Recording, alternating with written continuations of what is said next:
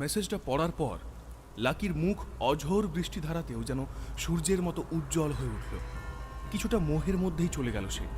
হঠাৎই তার মনে পড়ল ছোটবেলায় দাদুর কথাগুলো। লাকির বাবা মা যখন মারা যান তখন তার মাত্র 2 বছর বয়স। পরবর্তীতে সে যখন ক্লাস 4-এ পড়ত তখন তার দাদু মারা যান। সম্পত্তি, জমিজমা, টাকা, গাড়ি, বাড়ি সবকিছুই তার নামে করে দেওয়া হয়েছিল। তবে সেই সম্পত্তির অধিকারী সে তখনই হবে যখন তার বয়স হবে 20 বছর। কিন্তু ততদিন তাকে সাধারণ জীবনযাপন করতে হবে, নিজের খরচ নিজেকেই জোগাড় করতে হবে। এই পরীক্ষা দিতে গিয়ে লাকি ভুলেই গিয়েছিল যে সে আসলে গরিব নয়। খুব ভালো হয়েছে চলে গেছে। হোটেলের দিকে একবার তাকিয়ে প্রচণ্ড রাগে দৃষ্টিকে অভিশাপ দিচ্ছিল লাকি। তারপর বাইকটা স্টার্ট দিয়ে ফের সুশ্রুত মেডিকেল স্টোরের দিকে যায় সে।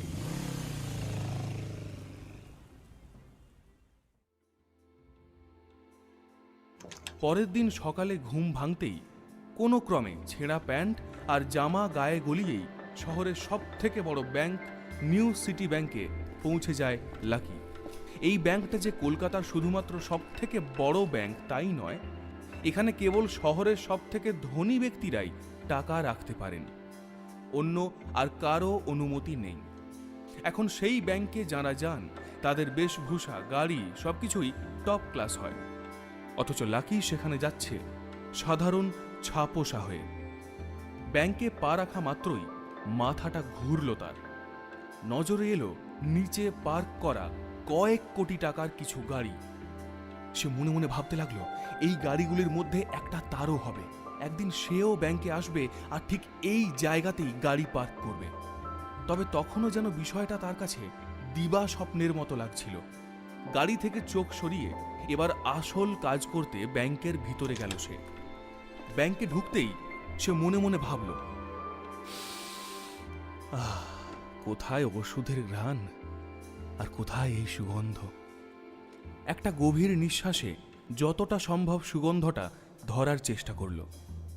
ব্যাংকে প্রচণ্ড ভিড় চোখে পড়ে তার, আর সাথে নজরে পড়ে সকলের পরনের দামি জামা কাপড়। আসলে তার ভাগ্য রাতারাতি বদলে গেলেও তার বেশভূষা তো আর বদলায়নি। সে সেই একই পোশাক পরে এত বড় ব্যাংকে এসেছিল যা সে সাধারণত তার কাজের জন্য পরত। মনে মনে লাকি বলে উঠল, হাতে টাকা এলেই প্রথমে যে কাজটা করব তা হলো জামা কাপড় কিনব। এই কথা বলতে বলতেই সে ব্যাংকে ঢুকল, আর দরজা ঠেলতেই একটা আওয়াজ শুনতে পেল। আউচ! এতটাই তাড়াহুড়ো আর মাথায় এত কিছু আকাশকুসুম ভাবনা চিন্তা নিয়ে লাকি চলাফেরা করছিল যে তার পাশে হাঁটতে থাকা লম্বা চুলের একটি মেয়ের সঙ্গে তার জোরে ধাক্কা লেগে যায়। ও সরি, আমি আপনাকে একেবারে দেখতে পাইনি। মেয়েটি এত সুন্দর আর দামি জামা কাপড় পরেছিল যে তাকে দেখেই মনে হচ্ছিল ধনী পরিবারের মেয়ে। তাই না চেয়েও যেন সরি বলার সময় লাকির হাত মেয়েটির সামনে জোড় হয়ে গিয়েছিল। কিন্তু মেয়েটি লাকির ছেঁড়া জামা কাপড় আর চেহারা দেখে যেন কিছুটা অবাক হয়ে গেল। প্রতিদিনই এই ব্যাংকে সে আসে, কিন্তু এরকম কাউকে দেখেনি। রেগে গিয়ে লাকির দিকে তাকিয়ে মেয়েটি বলল, কেন দেখতে পাননি কেন? চোখের সামনে একটা জলজ্যান্ত মহিলাকে দেখতে পেলেন না?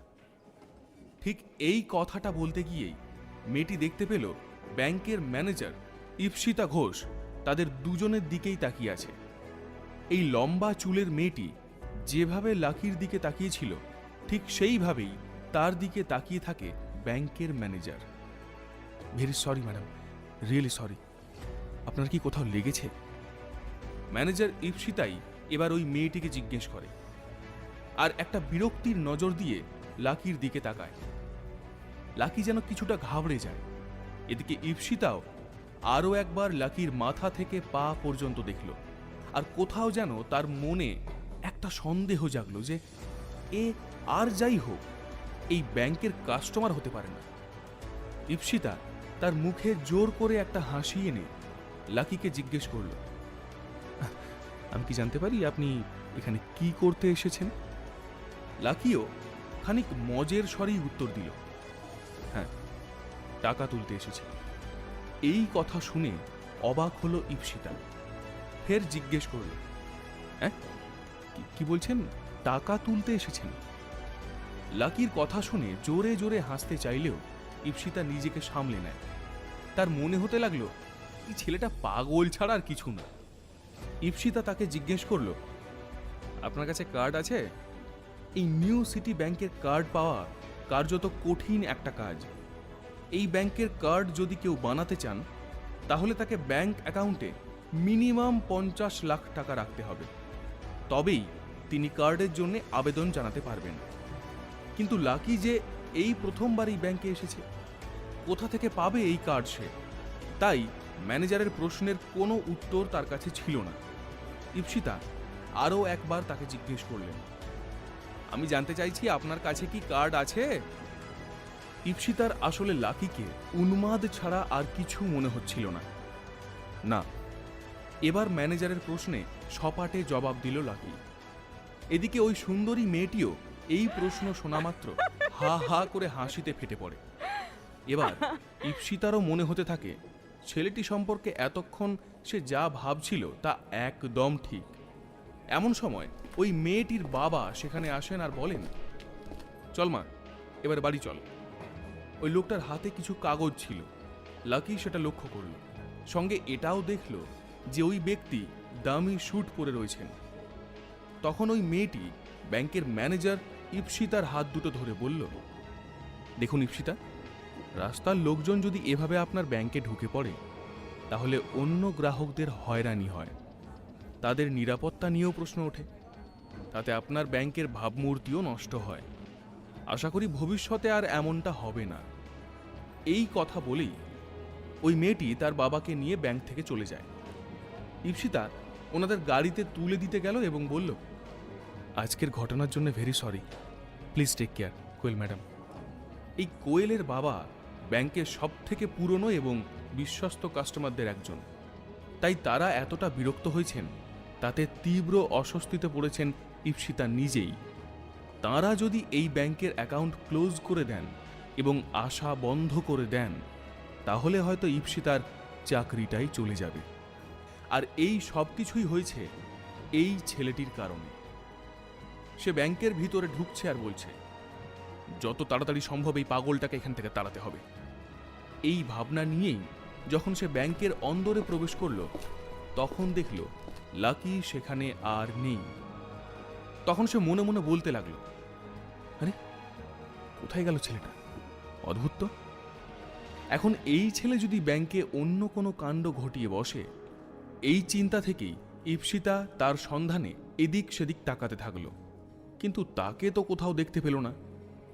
যাকে বাঁচা গিয়েছে বাবা, এরকম একটা লোক বিদায় হলেই মঙ্গল। এই কথা বলতে বলতে নিজের কেবিনে প্রবেশ করলো ঈপ্সিতা। দিনের প্রথম ফাইলটা ঘাঁটতেই মনে হলো তার কেবিনের সামনে দিয়ে কেউ হাঁটা চলা করছে। আরে এ আবার কোথা থেকে এলো, কোথায় লুকিয়েছিল? এই কথা বলতেই ফাইল টাইল রেখে নিজের কেবিন থেকে বেরিয়ে এলো ঈপ্সিতা। দেখতে পেল ব্যাংকের ভিআইপি লাউঞ্জের বাইরে দাঁড়িয়ে আছে ছেলেটা। কিন্তু এখানে সে দাঁড়িয়ে থাকলে তো সব থেকে বেশি বিপদ, কারণ এই লাউঞ্জেই যে শহরের সব থেকে বড় লোকেরা এসে বসেন, বিভিন্ন বিনিয়োগের বিষয় নিয়ে কথা বলেন। তারা এরকম একটা অগোছালো ছেলেকে দেখে কি বলবেন, এই চিন্তায় ঘোরাফেরা করতে থাকলো ঈপ্সিতার মাথায়। সে গটগট করে তখন এগিয়ে গেল লাউঞ্জের দিকে। দাঁড়াও, ওখানে দাঁড়িয়ে থাকো, ভিতরে ঢুকবে না, জোরে চিৎকার করে উঠল ঈপ্সিতা।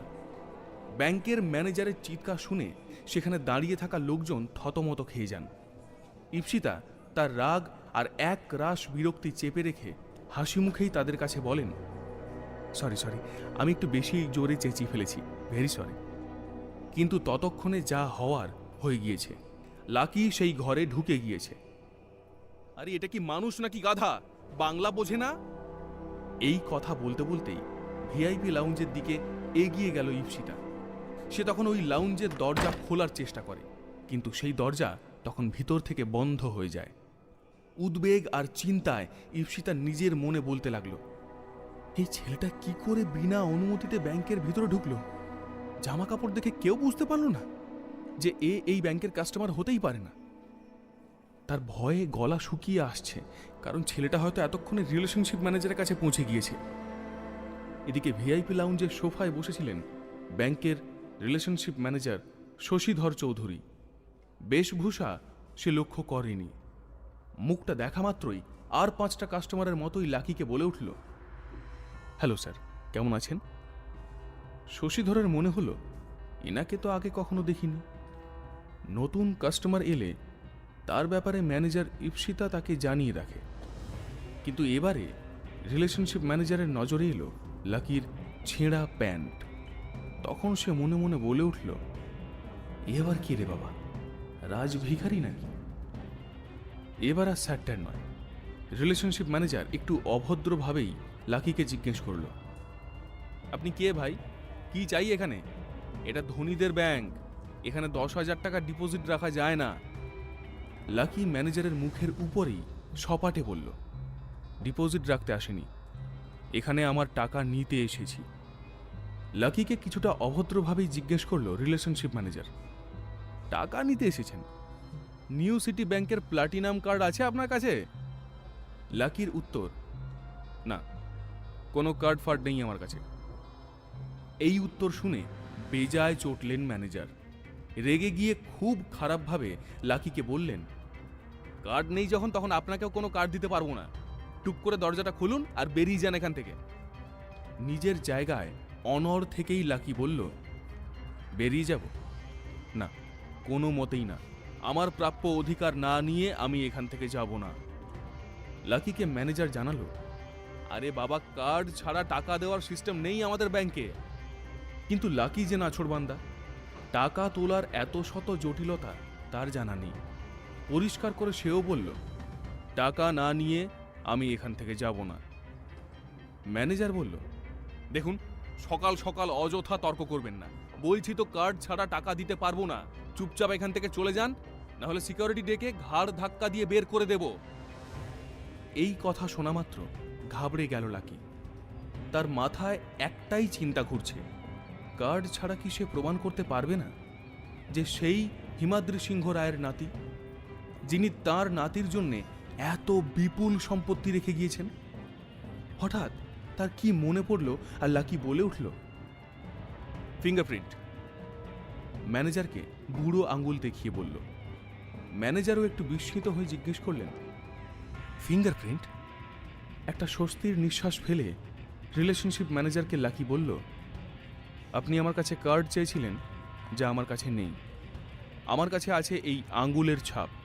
আমি এটা খুব ভালো করে জানি যে আঙ্গুলের ছাপ ব্যবহার করেও এই ব্যাংক থেকে টাকা তোলা যায়।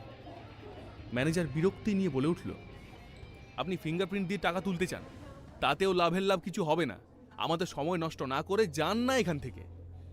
বুক ফুলিয়ে ম্যানেজারকে লাকি বলল, আমার ফিঙ্গারপ্রিন্ট একবার দিয়েই দেখুন না, তাহলে দুধ আর জল আলাদা হয়ে যাবে। এই কথা শোনা মাত্রই ম্যানেজারের মনে হলো, এতটা নিশ্চিত হয়ে কি করে বলছে ছেলেটা? তাহলে নিশ্চয়ই কিছু একটা ব্যাপার আছে। লাকির উদ্দেশ্যে ফিঙ্গারপ্রিন্ট মেশিনটা এগিয়ে দিয়ে সে বলল, বুড়ো আঙুলটা এখানে চেপে ধরো। এদিকে লাকি তার ছেঁড়া প্যান্টের পিছনে বুড়ো আঙুলটা মুছে নিয়ে তা সোজা চেপে ধরল ফিঙ্গারপ্রিন্ট মেশিনে। সেকেন্ডের মধ্যেই ওই মেশিন থেকে একটা আওয়াজ এলো। মেশিনের ভিতরে একটা লাল আলো জ্বলে উঠল আর সেটা জোরে জোরে বিপ বিপ শব্দ করতে লাগলো। আরে ভাই, তোমার আঙ্গুলের ছাপ মিলছে না, বলেছিলাম না হবে না। মিথ্যে কথা বলছো তুমি, কেন সময় নষ্ট করছো আমার?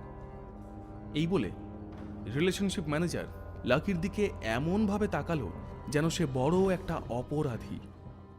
সে সময় লাকি তার পকেটে হাত ঢোকালো। ম্যানেজারের মনে হলো ছেলেটা বোধহয় পকেটে কোনো অস্ত্র লুকিয়ে রেখেছে এবং তাকে বোকা বানিয়ে ব্যাংকের কর্মীদের ও তাকে আক্রমণ করার ফন্দি খুঁজছে। এই সব চিন্তাভাবনা থেকেই ম্যানেজার পুলিশকে ফোন করতে যায়। ম্যানেজার তার ফোন থেকে 100 নম্বর ডায়াল করতেই লাকি খুব ভয় পেয়ে গেল। কি ভীষণ উদ্দীপনা আর উত্তেজনা নিয়ে সে ব্যাংকে এসেছিল টাকা তুলবে বলে। নিজের টাকা তুলতেই যে এত ঝামেলায় পড়তে হবে তা কল্পনাও করতে পারেনি লাকি। ঠিক কি হতে চলেছে ব্যাংকে? পুলিশ এসে কি লাকিকে গ্রেফতার করে নিয়ে যাবে? সত্যিই কি এই ব্যাংকে তার টাকা আছে? আর টাকা থাকলে কিভাবেই বা সে তুলবে? এর পরের গল্প জানতে হলে